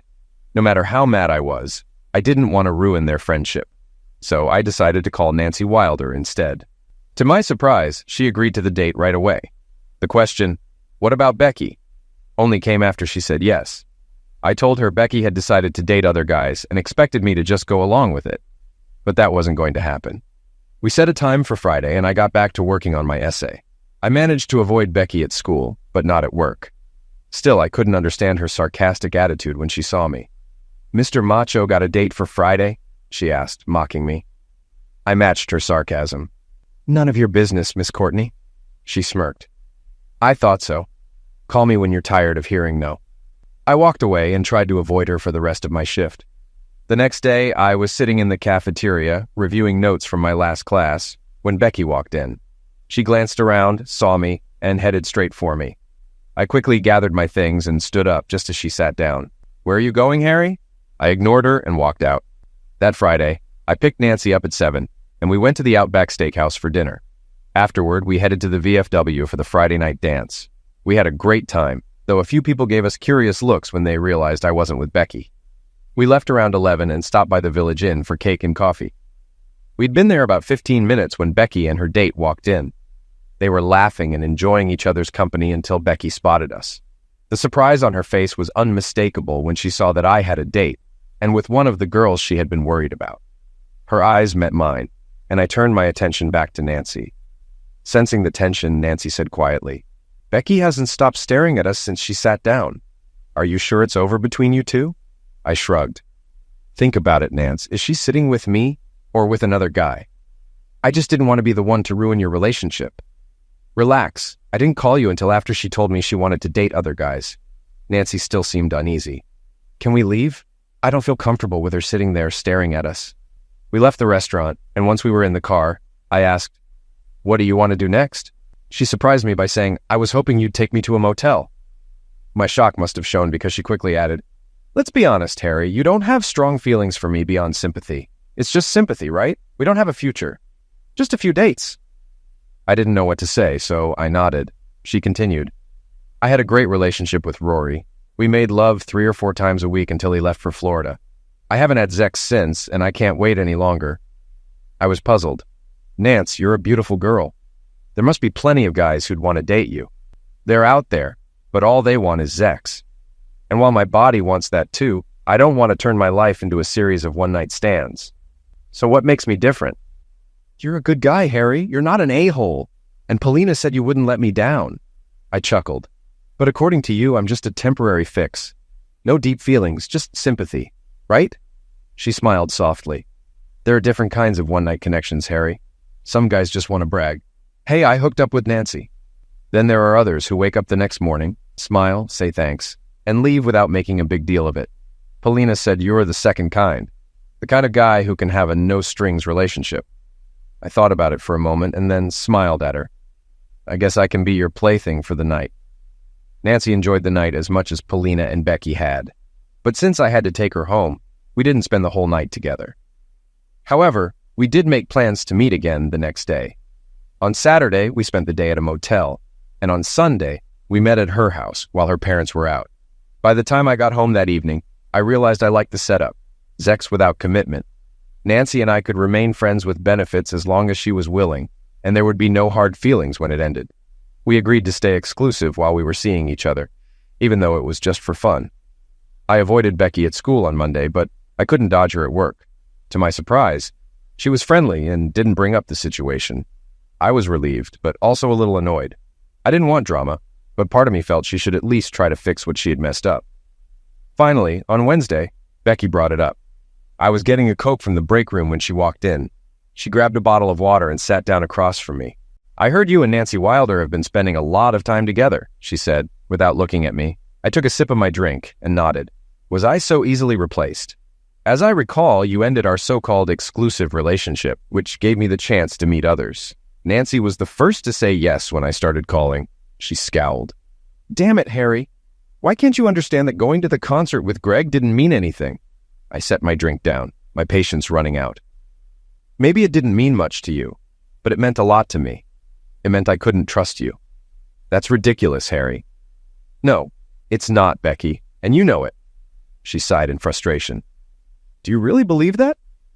"Of course I do, Becky. Here's how I imagine it. You mention to someone that you love Tim McGraw, Greg overhears, sees an opportunity, buys tickets, and lets you know he has an extra one. You couldn't get a ticket because they sold out, so Greg was your only option." She crossed her arms. "For God's sake, Harry, it was just a concert." I shook my head. "No, it wasn't just a concert. Greg knew you were my girlfriend. Everyone did. He went after you anyway, and you went along with it." I stood up, checking the time. "I need to get back to work." Without waiting for her response, I walked out. After that conversation, Becky started avoiding me, which I was relieved about. The drama was finally over. Nancy and I lasted another 2 months before she ended things. She met someone she thought could be a long-term partner. I wished her the best, and life moved on. With a busy schedule full of essays and research projects, I stayed away from dating for a while. Becky and I were both studying to be business managers, so we still shared classes. We were cordial, but we didn't talk much, usually just exchanging nods when we crossed paths. When I finally got back into dating, I would occasionally see Becky with other guys. It was never the same person, and I never saw her with Greg again. Meanwhile, the girl I was dating was the same one every time Becky saw us. Another one of the girls Becky had been worried about when we first got together. However, this time was different. Marge wasn't one of those girls who just wanted to see what I was like in bed. She was actually a bit cautious when I first asked her out. It was at a VFW dance, and I had come alone, not looking for anything serious, just wanting to dance and have a good time. I had been there for about an hour when I saw Marge come in, sit at a table, and check her watch constantly. I walked up to her and asked, "Want some company while you wait? We could chat or dance until your friend arrives." Marge smiled and said, "That sounds nice." I sat down and asked, "Will they mind?" "Not he. It's Anna I'm waiting for," she replied.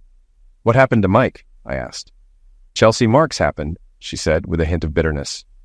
Sensing it was better not to dig deeper, I asked her to dance. Anna never showed, so Marge and I spent the evening talking, dancing, and enjoying ourselves. By the end of the night, I asked her out on a date. "I'm not sure, Harry," she said. "I just got rid of a jerk, and I'm not looking to date anyone right now." "So, are you calling me an a-hole?" I teased.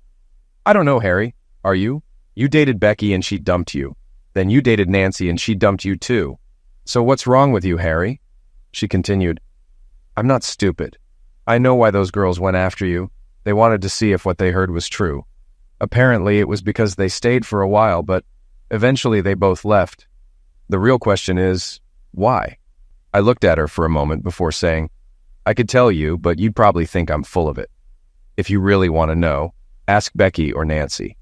"Thanks for the dance, Marge. Take care," I said, getting up and leaving.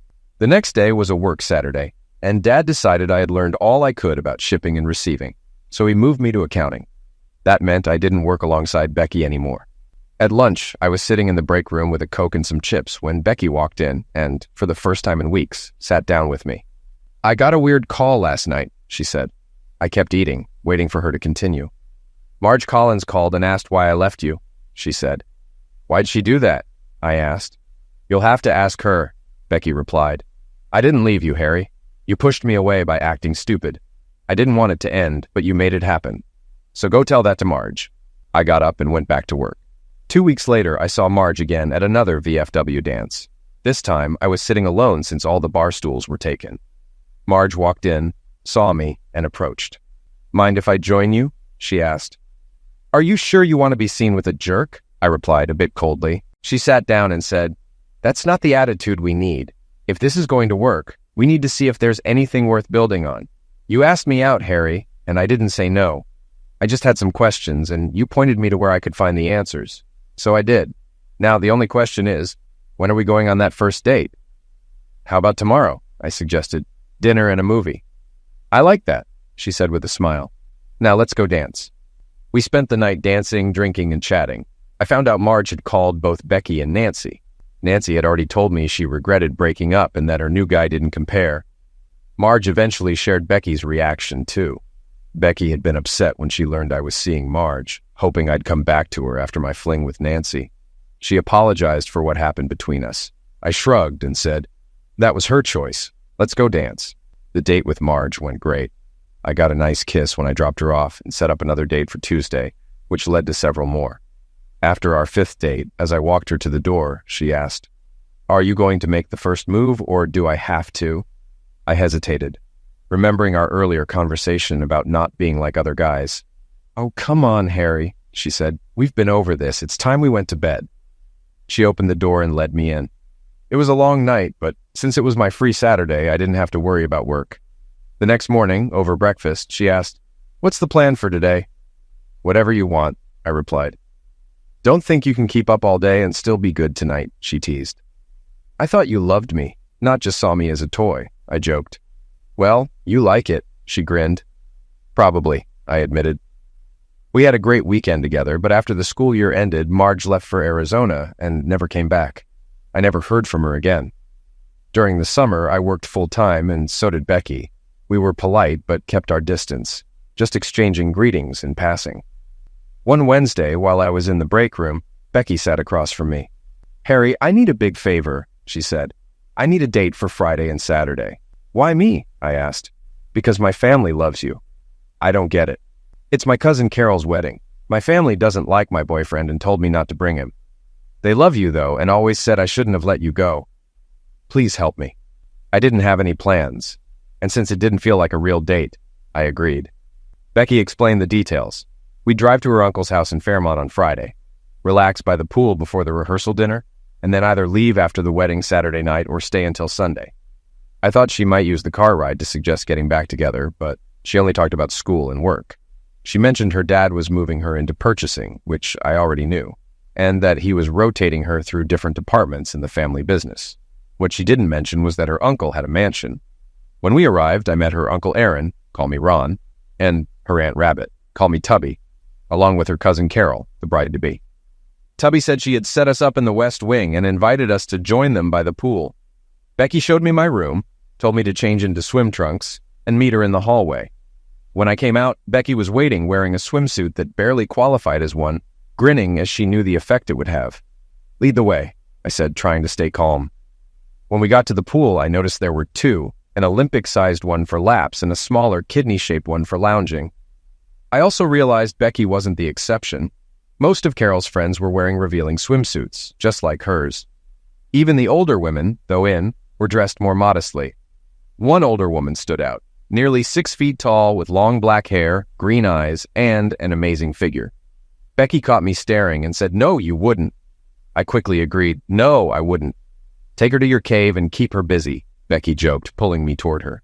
"Aunt Abby, this is Harry," Becky introduced. "Harry, meet my Aunt Abby." Aunt Abby gave me a once-over and said, "If you lose him, give me a call. He looks tasty." Becky laughed and said, "Watch out, Harry. Aunt Abby's been through 4 husbands. She'll chew you up and spit you out." Abby chuckled. "I'm not that bad." "Says the woman with 4 ex-husbands," Becky teased. Aunt Abby grinned. "Don't push me or I might steal him from you." Becky turned to me and asked, "Could she steal you?" I paused before saying, "Yeah, she could." They both laughed, and Becky said, "I better get you away from her." As we walked away, I glanced back, and Aunt Abby winked. Beauty clearly ran in Becky's family. The guys at the pool were the only ones I hadn't met. I introduced myself after jumping in, and one guy came over. "You with Becky?" he asked. I nodded. "I'm Tom, marrying Carol," he said, shaking my hand. "If I had a shot, I'd be going for Aunt Abby." I laughed and told him, "Good luck. She said she'd steal me if she wanted." Tom laughed. "Go for it." We swam for a bit, and then Becky said it was time to get ready for dinner. Becky looked amazing, and I wasn't too bad in my suit and tie. The rehearsal and dinner went smoothly, and we sat with Becky's cousins. They spent the evening trying to figure out my relationship with Becky. She let them believe we might have a future, but I didn't correct them. When the band started, I danced with Becky's mom, Aunt Tubby, and even her grandma, which Becky found hilarious. "When we get married, I'll have to keep you on a tight leash," she joked. I was too busy enjoying myself to remind her I was just there for the weekend. The best part of the night was when Aunt Abby took my hand and led me to the dance floor. "I wish I could get to know you better," she said playfully, but with a serious undertone. After a pause, she added, "Do I have a chance?" Startled, I asked, "What?" "You're fooling everyone, but not me," she said. "It's obvious Becky's in love with you, and you don't feel the same. Am I right?" Caught off guard, I nodded. "Tell me," she pressed. "I'm just her date for the weekend," I admitted. She didn't want to come alone, so I agreed. "There's more to this," she said, eyes narrowing. "Becky's feelings are clear to everyone." When the music stopped, I tried to lead her back, but she held my hand and said, "No, come with me." She took me out to the terrace and asked me to tell her everything. Sitting next to her, I felt the same attraction everyone must feel around her. She used that charm, and I found myself spilling everything. She listened and then laughed. "Oh, poor boy. Do you really think girls want you just because you're good in bed? Has it ever occurred to you that after being with you, they might want to stay because they've realized you're more than just Zex? How many of them actually stayed?" "They all left me," I said, shaking my head. "So Zex must be all I've got going for me." "That's nonsense, Harry, and you know it," she said firmly. "You knew what you had with Nancy from the start, and with Marge, you have no idea why she disappeared. She could have been in an accident, lying in a hospital somewhere for all you know. And as for Becky, she didn't leave. You pushed her away. Why couldn't you accept what she said and move forward?" I didn't have an answer, so I stayed quiet. "I can tell from the way my niece acts that she really wants to be with you. Why not give it another shot, Harry? What do you have to lose?" We sat in silence for a moment before she spoke again. "So, are you really that good in bed, Harry?" "Some girls seem to think so," I said quietly. "Well, I'll make you a deal," she said, leaning in. "Give my niece another chance. If it doesn't work out, I'll sleep with you myself. It's a win-win for you, Harry. Think about it. She stood up and said, "The music's playing again. Let's dance." As we walked back inside, I could feel all eyes on us. Everyone was wondering what I'd been doing with Aunt Abby out on the terrace. We danced to 3 songs, and then I escorted her back to her table. When I returned to mine, Becky was still on the dance floor with her cousin, so I avoided any questions, for the moment at least. Becky stayed on the dance floor for another song, this time dancing with the best man. I was watching them when Becky's mom pulled me up from my seat and onto the dance floor. "So, what were you and my sister doing out on the terrace?" she asked, narrowing her eyes. Trying to be lighthearted, I said. She wanted my body, but I fought her off. "Don't give me that nonsense, young man," she said sternly. "First, we both know if Abby wanted you, she would have had you. Second, Abby would never poach a man from her family. And third, she loves Becky. She's her godmother, for heaven's sake. She wouldn't hurt her for anything. She just wanted to know your intentions toward Becky, that's all." "You think we were out there that long? Just for that?" I asked, irritation creeping into my voice. "Just answering questions," I said, growing frustrated. "If you need to know what happened, ask Abby herself." The music stopped, and I led her back to the table, but she grabbed my hand, trying to stop me. "I'm not done talking to you yet," she said firmly. "This is what's called a conflict of interest, Mrs. Courtney. You want to talk, but I don't," I said, pulling my hand away. I left her standing there and returned to my table.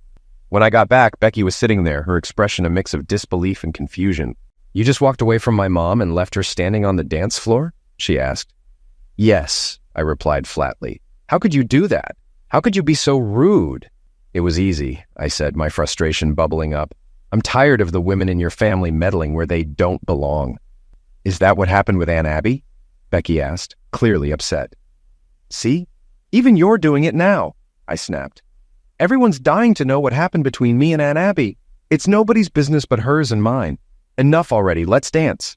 "I don't think so," Becky said, crossing her arms. "You've just managed to ruin the mood." "Oh no, don't pin this on me," I shot back. "It was your attitude when I sat down that started all this.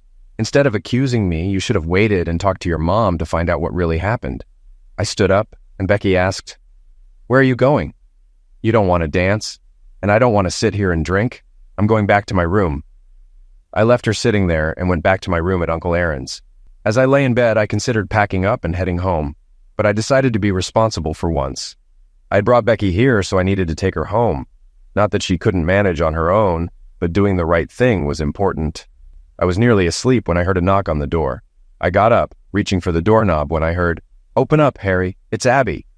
I opened the door, but instead of Aunt Abby, Becky walked in, closing the door behind her. "I wasn't sure you'd open it for me, but I knew you'd open it for Aunt Abby," she said, a bit frustrated. "You can be such an a-hole sometimes, but you're my a-hole. You need to get over it, Harry. You're mine, and I'm not leaving, whether you like it or not." I raised an eyebrow and asked, "So, I don't have a say in this?" "No," she said firmly, shaking her head. "I've decided I'll be the mother of your kids and your bedmate until death do us part." I laughed, but Becky remained serious. "Okay, I admit I acted stupid when Greg waved those Tim McGraw tickets in front of me. But what were you thinking back then? All he got was a goodnight kiss on the cheek, nothing more. I never went out with him again, even though he asked a dozen times." She softened, then continued, "I realized you'd probably leave if I didn't gather the strength to follow you. I remember someone once told me, if it's worth having, it's worth fighting for. So here we are. I'm not letting you go. You can push me away or say, don't think like that, but I'll always be there. If you're on a date, I'll be your shadow, Harry. Always." Becky sat down beside me and added, "I have a tool, you know. Your dad likes me. I'll be a great daughter-in-law and give him wonderful grandchildren. I'll even ask him to make sure we always work together, so I'm close enough to wear you down. Don't resist, Harry. I always get what I want, and I want you." 3 months after graduation, we got married. Over the next 5 years, she gave my parents 3 beautiful grandchildren. Looking back, I'm glad Becky believed everything worth having was worth fighting for, and that she got what she wanted. I developed a great relationship with Becky's family, especially the women. At every social event or dance, I'd spend most of the evening with them, including Aunt Abby, who was now on her 6th husband. At one of the dances, Aunt Abby said, "I guess I'll never get to find out what you're like in bed, will I?" Knowing how to push buttons, I smiled and replied, "I don't know about that. You're Becky's favorite aunt. If you ask her, she might let you borrow me." Aunt Abby stopped, took a step back, then burst into loud laughter. Everyone in the room turned to see what was going on. I don't think anyone had ever seen Aunt Abby lose her cool in public like that before. From the looks on the faces of the other women, I knew I'd be telling this story later. I escorted Aunt Abby back to her seat and excused myself to use the restroom. When I returned, I saw Becky and Aunt Abby talking, both smiling. I sat down, and Becky turned to me and said, "Aunt Abby and I were just talking. You know she's my favorite aunt, right? Well, she has a request." I glanced at Aunt Abby, who had a mischievous grin on her face. I thought to myself, "Oh my gosh, Harry, what have you gotten yourself into now?" They both saw my expression and burst out laughing.